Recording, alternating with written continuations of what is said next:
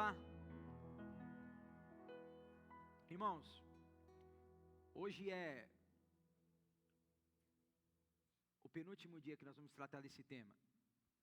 E nós vamos fazer o que sempre fazemos aqui, que é revisitar o tema de domingo.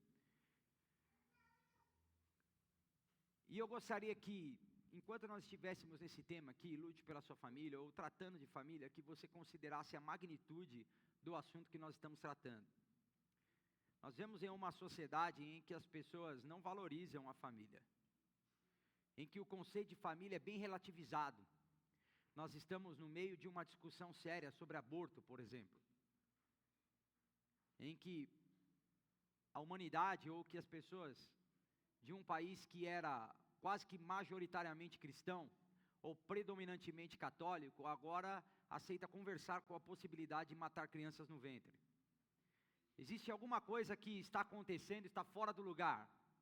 Sentimentos, afetos estão desorganizados. E tudo isso é construído dentro de casa, dentro da família. É na família em que o Senhor ordena a bênção, é lá que as sementes de redenção são plantadas. E nós precisamos dar o devido valor para isso. Enquanto você brinca ou não leva a sério ser família em Cristo, as famílias vão sendo destruídas. Então, leve a sério isso, apegue-se a tudo que será dito. Quisera outros casais, outros filhos, quisera eu tivesse tido a oportunidade de ser destruído na palavra de Deus, como alguns jovens aqui são, e com toda certeza eu teria feito diferente muitas coisas do que eu fiz. Então, valorize a Santa Escritura e o que a igreja se propõe a fazer, que é te ensinar a conviver melhor em família, amém? Dito isso, eu gostaria que você abrisse sua Bíblia ou acompanhasse comigo no livro de 1 Samuel, capítulo 30, verso 1. Bom, eu não vou demorar muito, porque quem não achou, vai conseguir ler no telão. Amém? 3 dias depois, quando Davi e seus homens chegaram à cidade de Ziclag, repita comigo, lá em Ziclag, não, brincadeira, não precisa. Repita 3 vezes, Ziclag, Ziclag, Ziclag. Olha lá. Viram que os amalequitas haviam invadido Negueb e atacado Ziclag. Tinham destruído e queimado a cidade. Não mataram ninguém, mas tomaram como prisioneiro as mulheres, as crianças e os demais e foram embora. Quando Davi e seus homens viram a cidade queimada e se deram conta do que havia acontecido com suas mulheres, seus filhos e suas filhas, lamentaram e choraram em alta voz até não aguentar mais. Repita comigo, choraram até não aguentar mais. As 2 esposas de Davi, calma, eu já fiz isso domingo e farei hoje de novo. As 2 esposas de Davi, não, calma aí só, eu vou explicar isso. Ainoã de Jezreel e Abigail, viúva de Nabal, do Carmelo, estavam entre os que foram capturados. Davi ficou muito aflito, pois os homens estavam amargurados por terem perdido seus filhos e suas filhas, e começaram a falar em apedrejá-lo. Mas Davi encontrou forças no Senhor, seu Deus. Repita, encontrou forças no Senhor. Então, disse ao sacerdote Abiatar, traga o colete sacerdotal. E Abiatar, filho de Aimeleque, o trouxe. Davi perguntou ao Senhor, devo perseguir esse bando de saqueadores? Conseguirei apanhá-los? E o Senhor respondeu. Perceba uma coisa, essa é uma oração bem frajuta na verdade, não é tão elaborada. A oração de Davi ele ajoelha e diz, Senhor, devo perseguir esses homens? Vou ganhar? E aí Deus responde? Aprenda uma coisa, quando você ora, Deus responde. Não. Existem pessoas que não ouvem mais Deus, porque também não conversam com Ele. Existem pessoas querendo ouvir o Senhor e não oram. Fica difícil. Vá atrás deles e certamente conseguirá recuperar tudo que foi tomado de vocês. Davi recuperou tudo que os amalequitas haviam tomado e resgatou suas 2 esposas. Não faltava coisa alguma, nem pequena nem grande, nem filho nem filha, nem qualquer outra coisa que havia sido tomada. Davi trouxe tudo de volta. Também recuperou todos os rebanhos e os seus companheiros e os levaram à frente dos outros animais. E diziam, esse é o despojo que pertence a Davi. Amém? Pode sentar. Nós estamos em uma jornada de aprendizado com relação à família. E como eu disse aqui, antes de começar a mensagem, o tema é extremamente importante. Ele sempre foi importante. Desde Adão e Eva, o tema é importante. Veja que, quando Deus pediu para que Moisés escrevesse a história da humanidade, ou quando Deus revelou a história da criação, ele começa por uma família. Deus se importa com família. Quando Jesus vai fazer o seu primeiro milagre em Caná da Galileia, ele faz para viabilizar uma família. Aquela família teria problemas logo no primeiro dia de casamento, porque o vinho havia acabado, e Jesus se prontifica a estar lá para que tudo dê certo. Então Deus tem um histórico de cuidar da família, desde que o mundo é mundo, e desde que o ser humano habita no mundo. Deus se importa com a família, se importou com a de Adão, se importou com aquela família que sequer nós sabemos o nome lá de Caná, e também se importa com a sua família. Não, Deus se importa com a sua família.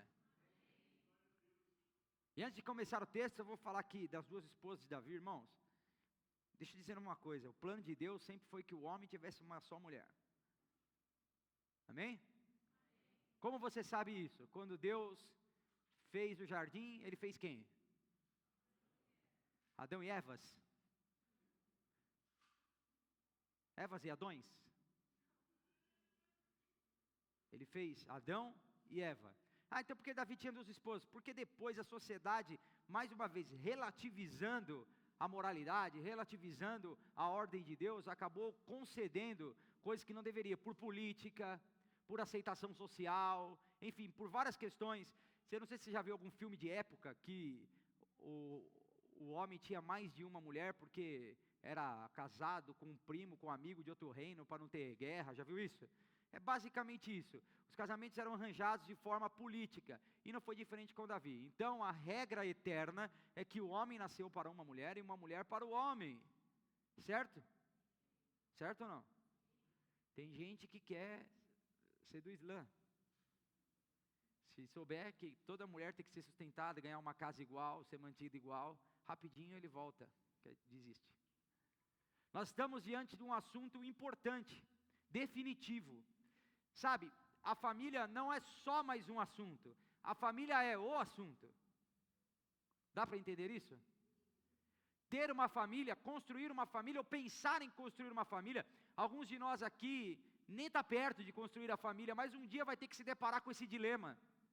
E, como eu disse na primeira mensagem, ou na segunda, não me lembro, a vida é cheia de fases, e em uma hora ou outra você vai se deparar com uma fase em que você vai liderar uma família, e talvez você esteja numa fase até pior, em que você não tem força ativa, você é só um filho, e está tudo indo para o beleléu, e você não tem poder de resolver nada. E como fazer isso? Tanto para você que tem poder, quanto para você que não tem, o remédio é o mesmo. Chore, ore e haja para a glória de Deus. Deus se importa com a sua família, amém?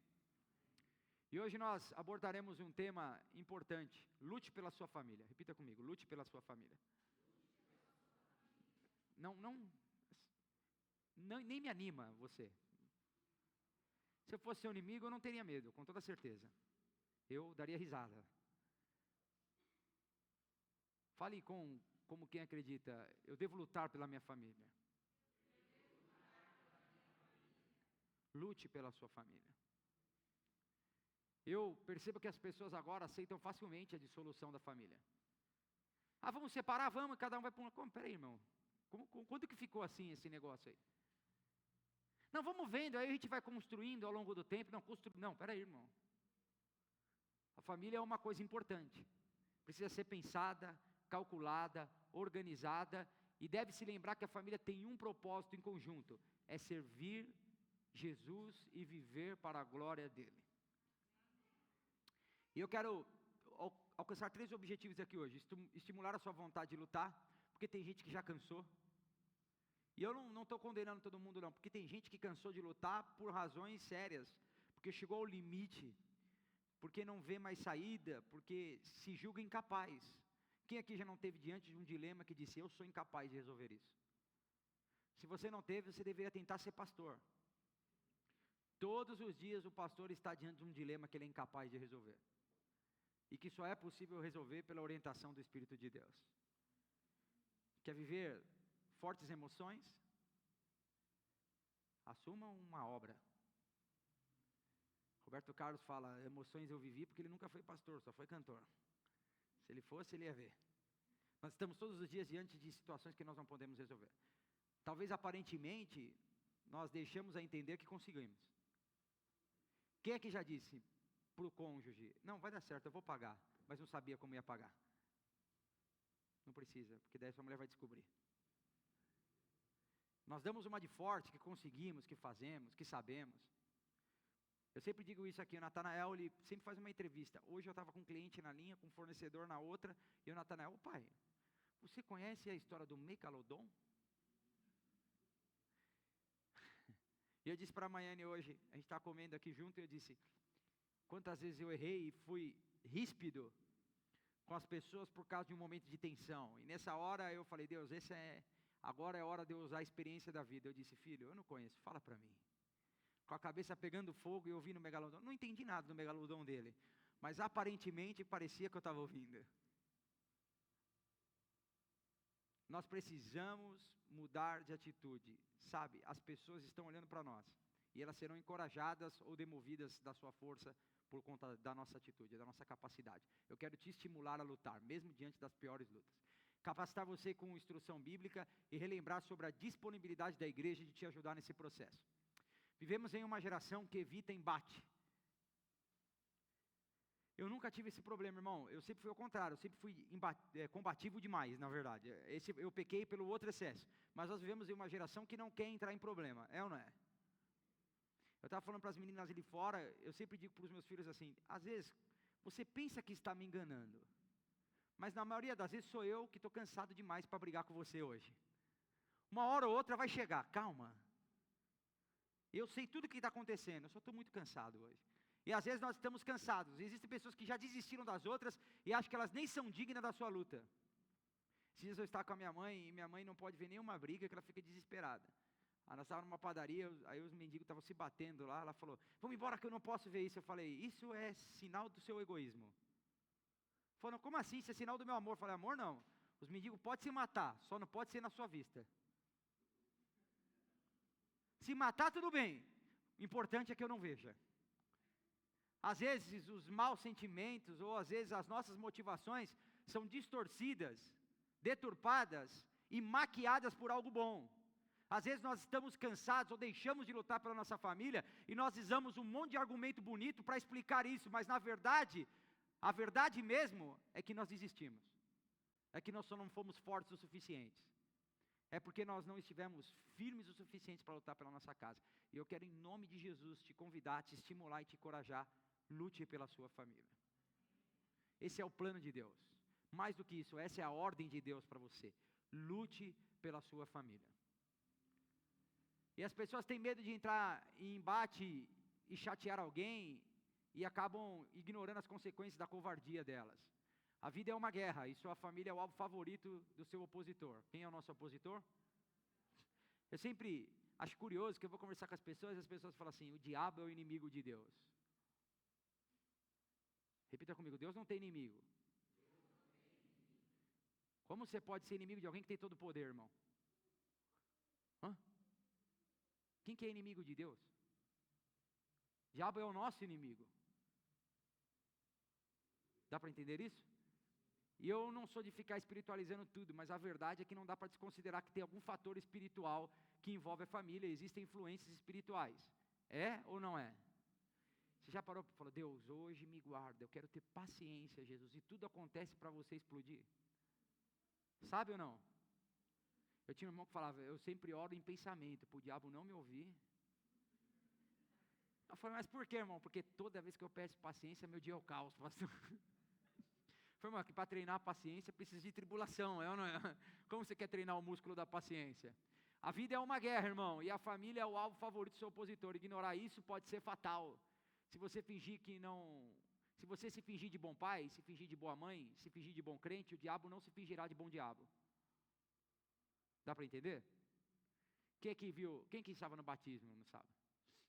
Eu estava falando sobre o Daniel aqui, e eu estava conversando com ele, e não tem tempo de falar tudo no batismo, mas eu me lembro quando eu conheci ele, eu falei, lá na Angola o pessoal é bem fervoroso, né? Ele falou, pastor, sabe por que a gente é fervoroso na Angola? Porque lá os macumbeiros não brincam de ser macumbeiro, não. Lá os feiticeiros é feiticeiro de verdade. E quando você sabe do que o diabo é capaz, você começa a se apegar no que Deus pode fazer. Então, enquanto você brinca de ser pai crente, enquanto você brinca de ser mãe e filho crente, o diabo não brinca de ser diabo. Odiar a sua família e destruir você.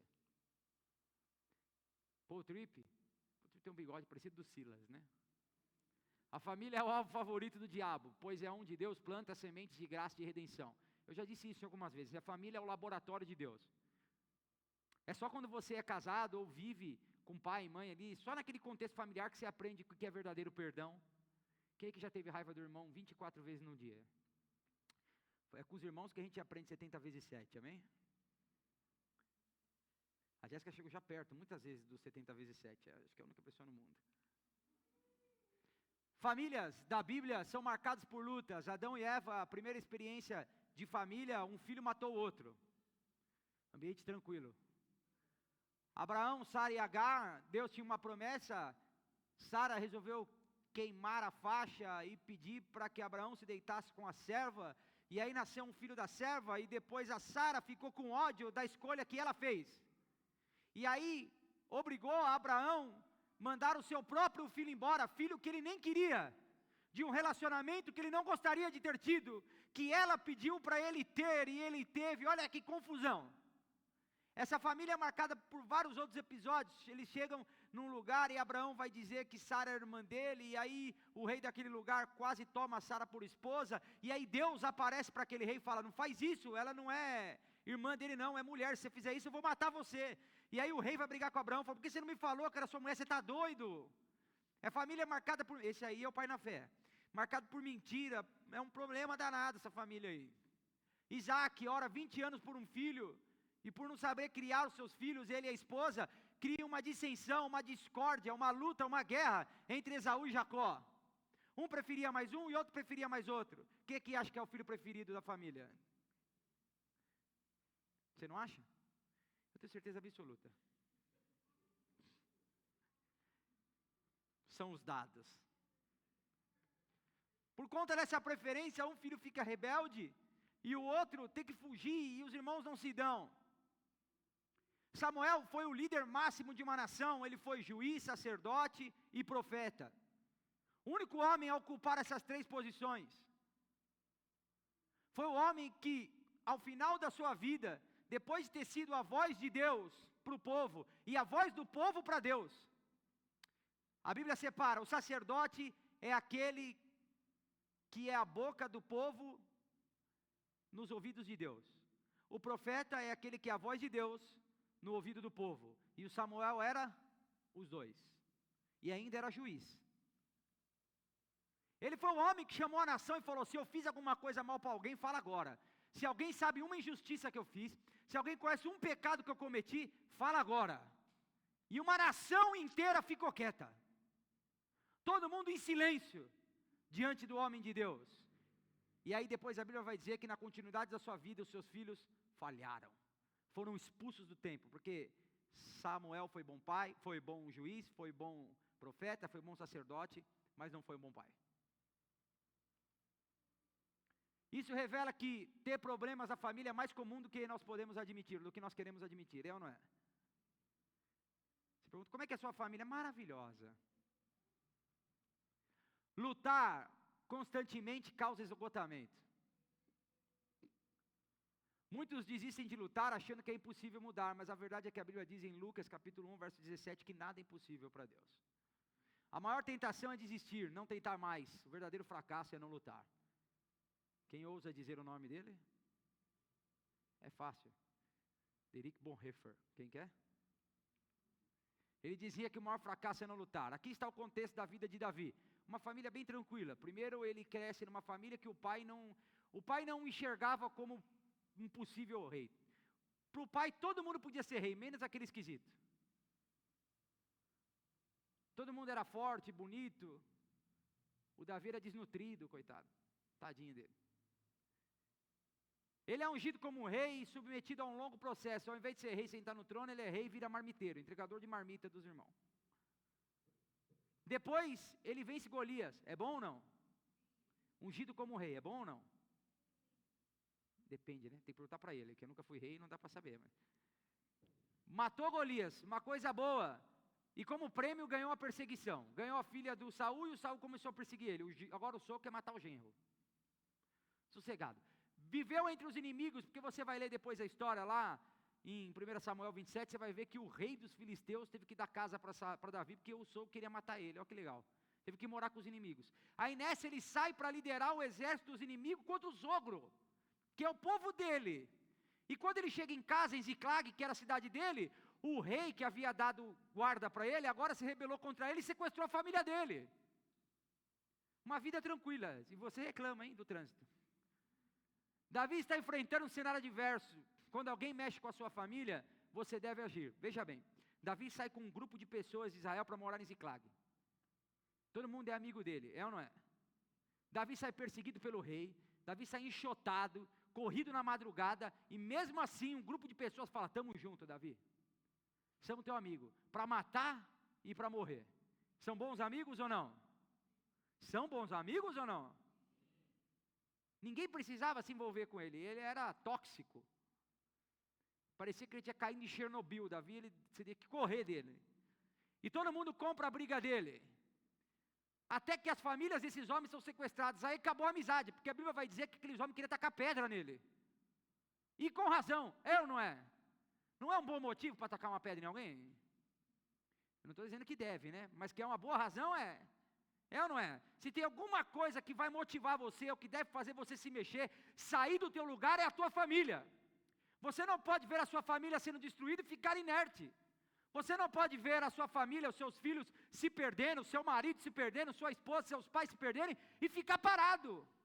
Não se impor, não lutar, não guerrear. Aqueles homens falam, Davi, a gente gosta de você, mas se a minha mulher não estiver aqui amanhã, eu vou tacar uma pedra no você, cara. Quando a sua família é afetada, você precisa se mexer. E nós, da perspectiva cristã, como é que nós nos mexemos? Nós nos mexemos em oração, nós nos mexemos em aprendizado das Escrituras, nós nos mexemos na pregação do Evangelho. Tem crente que não se mexe, não muda nada, não ora, não prega, não ensina, não aprende, não faz nada para mudar o cenário. Se você quer que o cenário da sua família mude, se mexa. Se mexa. Reúna os seus filhos, ensine a estudar a Bíblia, mande eles para a escola, force eles a estudar, faça algo, se mexa. Se você não se mexer, a sua família vai ficar perdida. Esses cenários adversos é importante saber o que fazer. Lutar pelo que é importante, mesmo em tempos difíceis. Famílias saudáveis são resultados de lutas banhadas em lágrimas. Quem aqui tem uma família que... Quem aqui tem um casamento de mais de 30 anos? Acho que talvez só o tio e a tia, né? A gente olha e fala, nossa, que exemplo. De fato são. Mas boas famílias são banhadas em lágrimas. Se você sentar com pessoas casadas há mais de 30 anos, você vai saber quantas vezes eles choraram. Boas famílias são resultado de lutas banhadas a lágrimas. Princípios para lutar pela família. Lute com lágrimas, repita isso, lute com lágrimas. Lute com lágrimas, assumindo que você precisa se quebrantar, assumindo a sua incapacidade. A Bíblia vai dizer que Davi não aceitou a condição e que eles choraram junto até não aguentar mais. Quanto que eles choraram? Choraram e choraram e choraram. Eu estou dizendo para você, se existe um motivo para chorar, é uma família destruída. A Bíblia diz que Deus odeia quem cria animosidade na família. Se você é dessas pessoas que gostam de jogar pai contra filho, eu estou dizendo para você, Deus está te odiando. Para você ter uma ideia disso. Não é que Deus não vai com a sua cara, Ele odeia. Para você ter uma ideia da dimensão de quanto Deus ama a família. Desligue o modo estratégia e acione o modo dependência. Tem gente que acha que tem estratégia para tudo. Entra, vê um curso, vê um negócio. Escute, a sua família precisa de Deus. Seu pai, sua mãe, seus filhos que não são crentes precisam de Jesus, da palavra de Deus. Dependa do Senhor. Faça orações sinceras e humildes. Às vezes o que você precisa não é de belo discurso, o que você precisa é de oração sincera. Mais do que belo discurso, mais importante que isso é um belo testemunho. Abandona a lógica da culpa, pare de terceirizar a culpa e comece a clamar. Tem gente que consegue reclamar, mas clamar não. Exemplo, Ana e Samuel. Vocês conhecem a história de Ana e Samuel? Ana chorava, a Bíblia vai dizer que um dia ela estava chorando no templo, e que o sacerdote chegou para ela e falou: é bonito você tomar cachaça às 9 horas da manhã? Ô louco, essa hora tá chorando aí, bêbada, caída na sarjeta? Só que a história conta que Ana subiu ao templo, mas na Bíblia não está escrito que Ana subiu 23 anos ao templo, seguido. 23 anos. Pedia um filho e não ganhava filho, pedia filho e não ganhava filho, pedia filho e não ganhava filho. E ela estava desesperada, esgotada de lutar. E ela disse para o sacerdote: não me tome por bêbada, eu estou sofrendo, eu cansei de lutar. E aí Ana faz um último desafio, ela diz: Deus, vamos fazer o seguinte, se o Senhor me der um filho, eu te devolvo. Ana queria um filho, o que Ana queria? E Deus um sacerdote. Ana queria o quê? E Deus um profeta. Ana queria o quê?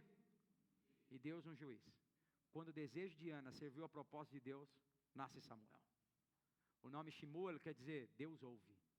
Toda vez que Samuel andava e alguém chamava Samuel, estava dizendo: Deus ouviu a oração de Ana. Deus ouviu a mãe dela. Lá vai o homem que simboliza que Deus está com os ouvidos abertos para ouvir a oração dos céus. Ore pela sua família. Mônica e Agostinho, não é o Eduardo e a Mônica, é Mônica, mãe de Santo Agostinho. Santo Agostinho se converteu já muito tarde. Ele é um expoente da teologia e da filosofia ocidental. Tudo que se conhece no Ocidente, teologia, passa por alguma influência de Agostinho. E ele se converteu já muito idoso, já numa idade avançada, não era comum se converter naquela idade. E a mãe dele disse que ele era filho das lágrimas. Chore. Depois disso, lute renovado pelo Senhor. Repita: renovo do Senhor. É disso que você está precisando com essa cara hoje. Não lute pela sua força, pelo seu ânimo, pelo seu entusiasmo. Se você depender disso, você em algum momento vai fraquejar. Encontre força em Deus. E a Bíblia vai dizer que ele orou e encontrou força nos amigos. Todo mundo com a pedra na mão. Encontrou força no Senhor. O esgotamento pode fazer você questionar se vale a pena. Essa história vai dizer que Davi foi com 600 homens, mas no meio do caminho, lá no rio de Bessar, 200 homens cansaram. Entenderam que aquela luta não fazia mais sentido. E 400 homens só atravessaram. 200 ficaram para trás. Às vezes no meio do caminho a gente decide que é para parar. Acontece que a gente não sabe que a ordem de Deus é siga em frente e pegue tudo que era seu de volta. E talvez você pare no Ribeiro de Bessar, porque você entendeu que lutar não faz mais sentido. Lute. Se for direção de Deus, lute e você vai vencer, amém? O inimigo trabalha para te demover da ideia de lutar. A pressa pode fazer você perder o milagre de vista. Existe uma orientação em Salmos que Deus é o nosso refúgio, a nossa fortaleza, auxílio presente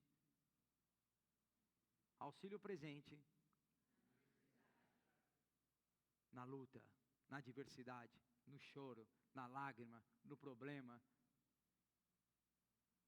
na reconciliação. Ele é o socorro presente na hora do choro, amém? E por último, lute em oração. Quem gosta de orar, diga amém. Não fale que você gosta. Não fale que você gosta se você não ora. Não minta, não fala automático. Eu gosto, pastor. Agora você perguntou se eu gosto de orar, você não perguntou se eu oro. Gostar eu até gosto, né? Eu gosto de suco de tamarindo, mas tomo uma vez por ano também, pastor. A prática da oração define se você ama ou não a Deus, define se você é crente ou não, irmão. Não existe cristianismo sem vida de oração. Dá para entender isso? Ah, pastor, eu não gosto de orar. Porque você não é cristão, irmão. E nem sei se te chamo de irmão, porque você não é cristão. Não é possível que alguém ame Jesus. Você considera Jesus seu Senhor?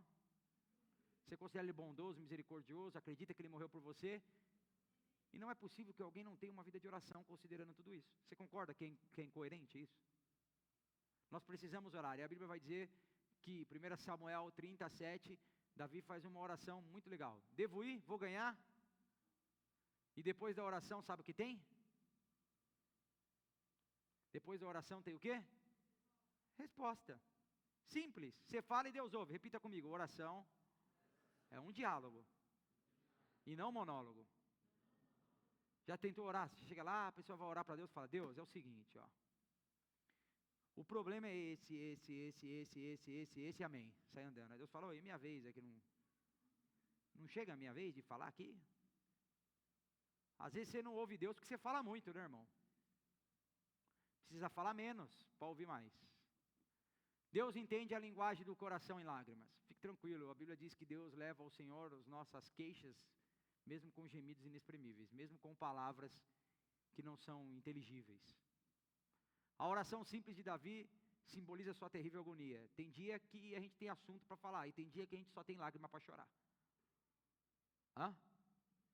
Tem dia que você tem coisa para falar com Deus, e tem dia que você simplesmente começa: Pai seja com todos, Deus, graça e paz para a Trindade, e começa a chorar. É ou não é?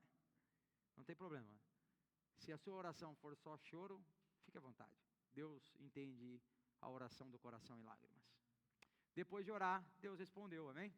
Hernandes Dias Lopes diz o seguinte: a promessa não é ausência de lutas, e sim vitórias certas.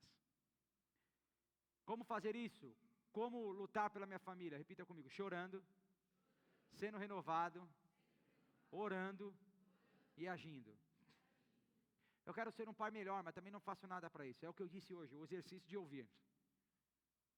O mundo caindo, está tudo despedaçando, mas mesmo assim, você merece a minha atenção.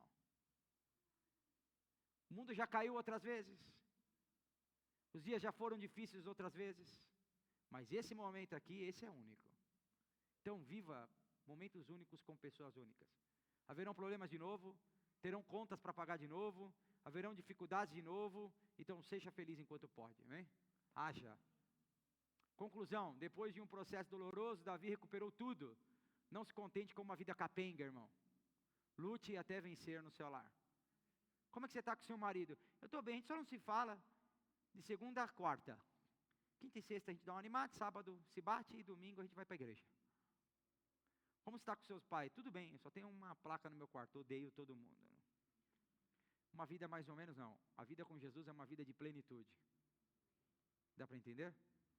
Vou dizer aos filhos aqui: não venha dizer que você é crente se você não consegue respeitar seus pais. Você não é crente, irmão. Eu estou falando seguramente. Eu já vou me enfiar no rolo outra vez, igual do divórcio. Se você fala que é crente e maltrata seus pais, então você não é crente. Se você é crente e não cuida da tua mulher e dos teus filhos, então você não é crente. Se você diz que é crente, fala que é crente, mas não é capaz de honrar o teu marido e amar os teus filhos, então você não é crente. Nosso cristianismo não se prova em palavras, não é uma coisa intelectual, é uma coisa factual. É amando ao próximo, principalmente os que são de casa. Para refletir e praticar, vamos ficar em pé? Reconheça a necessidade de mudar e recomeçar. Mudar é importante? Não, né? Não. Mudar é importante? E recomeçar também. Não adianta mudar para não fazer nada. Só compensa mudar se for para agir diferente. Mude e deixe que isso saia. Deixe que as pessoas vejam a mudança que o Senhor fez em você. Implemente novos hábitos em sua casa, irmão. Hoje eu acordei o Natanael, aí ele estava lá com o Kevinho. Kevinho, eu não sei se orou, porque eu não vi ele acordando. Aí o Natanael saiu assim, ó. Para nós, falou: calma, calma, calma. Foi lá para o escritório. Onde você vai? Fazer meu devocional. Eu não sei se ele dormiu ou se ele orou 1 hora. Não sei o que aconteceu, mas ele voltou dizendo que leu 10 páginas de Êxodo, que orou, viu o Glorify, disse: agora sim, posso jogar no computador, aleluia.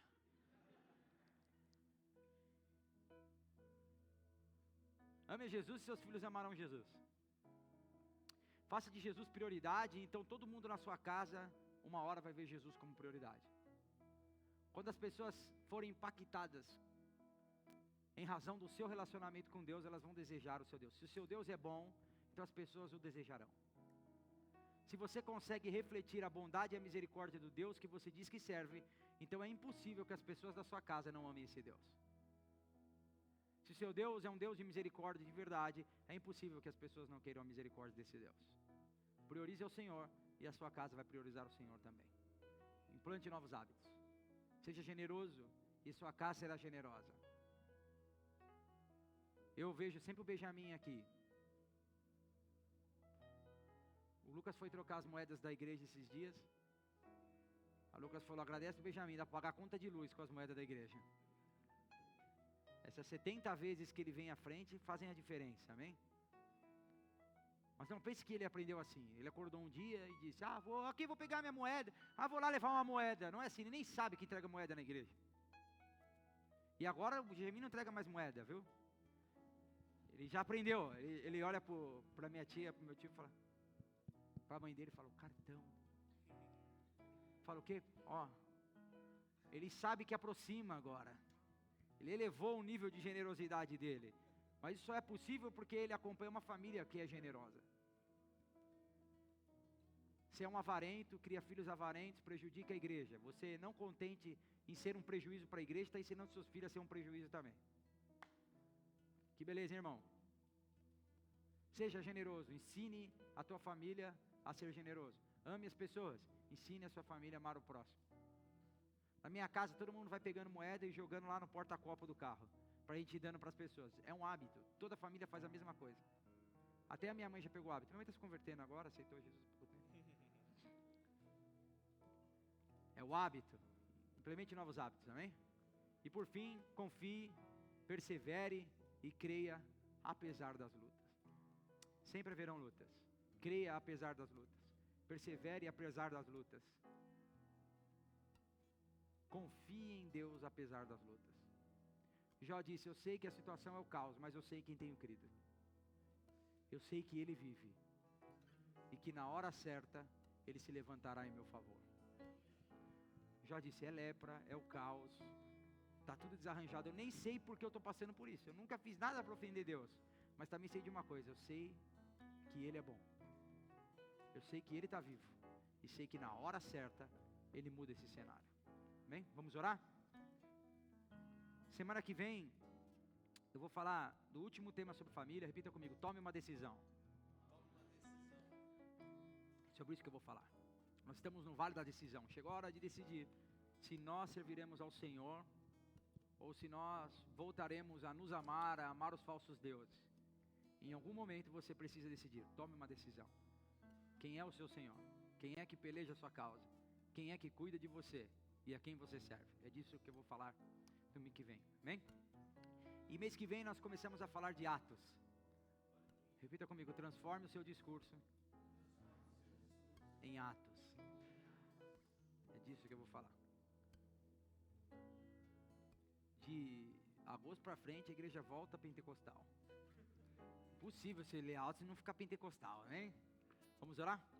Deus, em nome de Jesus, Pai, nós te agradecemos pela tua bondade, pela tua misericórdia, pela tua graça, porque o Senhor cuida de nós e nos ensina a cuidar da nossa família. Que o Senhor nos fortaleça, nos dê vigor, nos ajude no nosso intelecto e nos faça melhorar uns para os outros, ó Deus, a fim de que nós sirvamos e amemos uns aos outros. Obrigado, Jesus, pela força que não nos falta, pelo renovo que vem do Senhor. Nós te agradecemos, Deus, hoje e sempre. Amém e amém. Deus te abençoe em nome de Jesus.